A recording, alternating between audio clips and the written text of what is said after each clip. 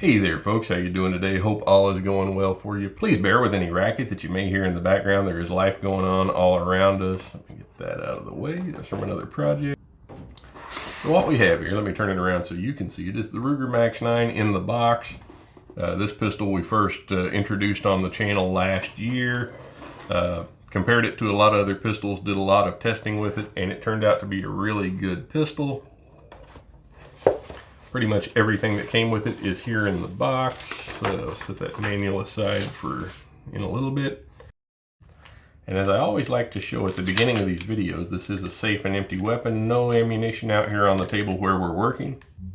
Now, given as much fun as we've had with this Ruger Max-9 here, it kind of hurts me a little bit to say it, but we're actually going to be parting ways with this pistol this coming week. One of the gentlemen that I work with fell in love with it, made me an offer on it that I could not refuse, which is why we're taking the time to clean it up right now. And so if you turn over here to the manual, and I always suggest that anytime you're going to work on, take apart, or even use a firearm, that you read the book first. In this particular book, Disassembly starts here at the bottom half of page 29, goes through page 34. Pretty straightforward. They do not recommend that you take it down further than field stripping, which is normal with this kind of thing. So real quick, I'm just going to show you how to do it. Again, safety first. Always start by checking and ensuring that your pistol is clear. With this one, you have to point it in a safe direction. Pull the trigger. That drops the striker. And then, if you look here on the, the left-hand side of the weapon, you'll see a small little sliding trap door there. You got to kind of pull that down. I'll try to get a better picture of that and superimpose it on the video. Now, I'll get me a punch out here so I can better show you this. Inside that little hole there is a round pin. I'll take a better picture of it and show you here later. And you'll notice there's a little round indentation here on the slide. You have to line those up, so pull the slide back a little bit. And then the book calls for a pin or punch or a tool of some kind to be inserted through from the back side in order to remove that pin. And you really want to make sure you don't lose that pin, because if you lose it, you can't put your weapon back together. Now, I'm not a big fan of needing a tool to disassemble a weapon. I think that's really kind of a thing of the past, and this was a move in the wrong direction for Ruger to engineer this one that way. But it does help keep the overall profile very thin. I think that's what they were going for. So we'll set the frame to the side right now. We're done with it for the time being. Pull the dual recoil spring out and tilt and pull the barrel out. Now here on the barrel, you'll notice that it has this flared lockup here on the front, and I'll try to put a closer picture so you can see it. The majority of the wear on the barrel surface appears to be around that. So there's a lot of stuff happening with the way that locks up on the front of this gun. Alright, so the inside of the slide rail is not too bad, but it is a little dirty.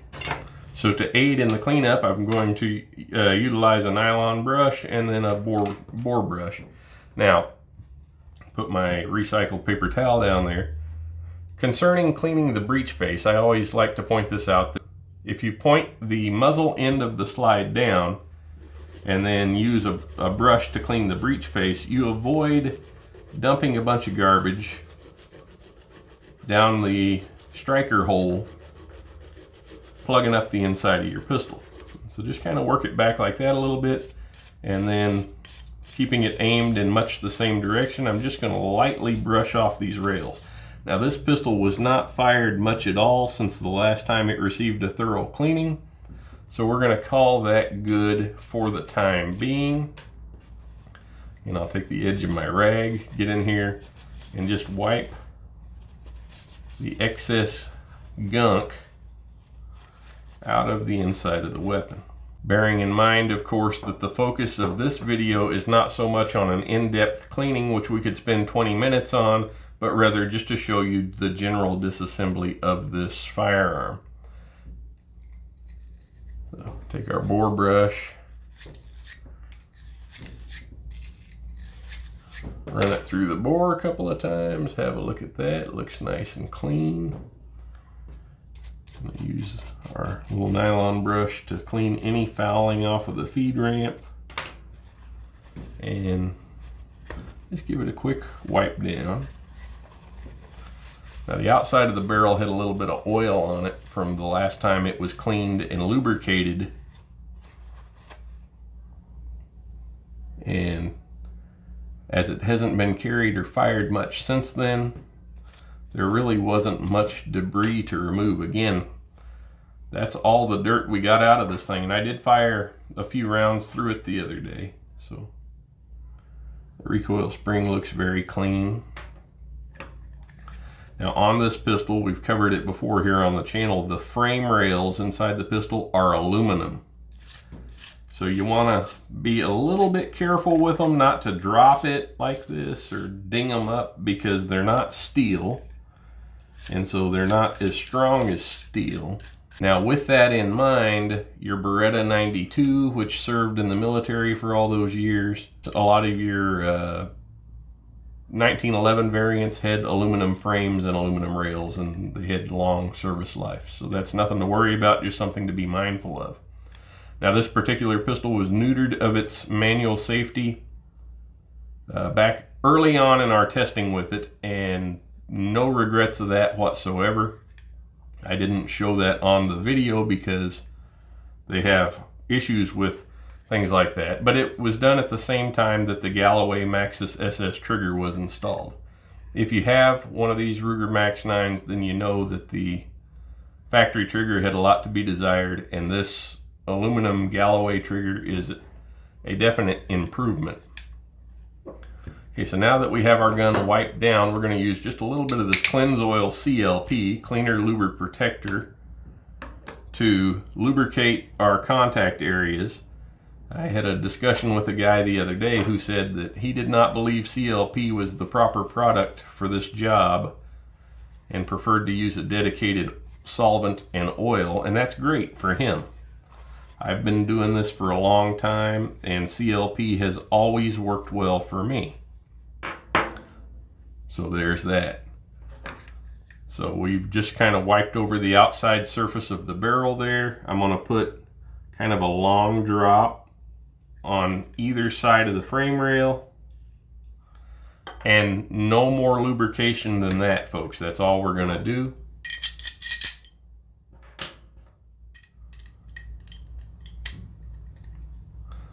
Put our spring and barrel back in. Line up our frame rails. Now this is where that pin that you took out, you want to make sure you don't lose it, because now you got to pull this back and reinsert it.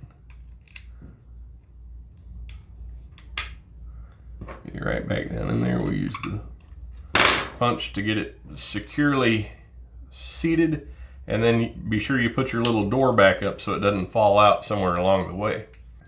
So now we have the pistol reassembled, so let's give it a good function check to make sure everything went back together the way it's supposed to. Verify that your chamber's clear. Point the pistol in a safe direction. Squeeze the trigger. Without releasing pressure on the trigger, work the slide, release the trigger to the reset, and pull it again. Everything seems to be working the way it's supposed to, so I'm going to give this one final wipe down just to get the oils from my hands off of the slide, and then we're going to put it back in the box and take it to my buddy. So that, folks, is field stripping and disassembling the Ruger Max-9. I hope you enjoyed this video. If you did, if you got anything out of it, please remember to leave a like. If you're not already subscribed to the channel, I'd ask you to consider subscribing and help us to defeat the algorithm that suppresses this kind of content. Until next time, take care. God bless.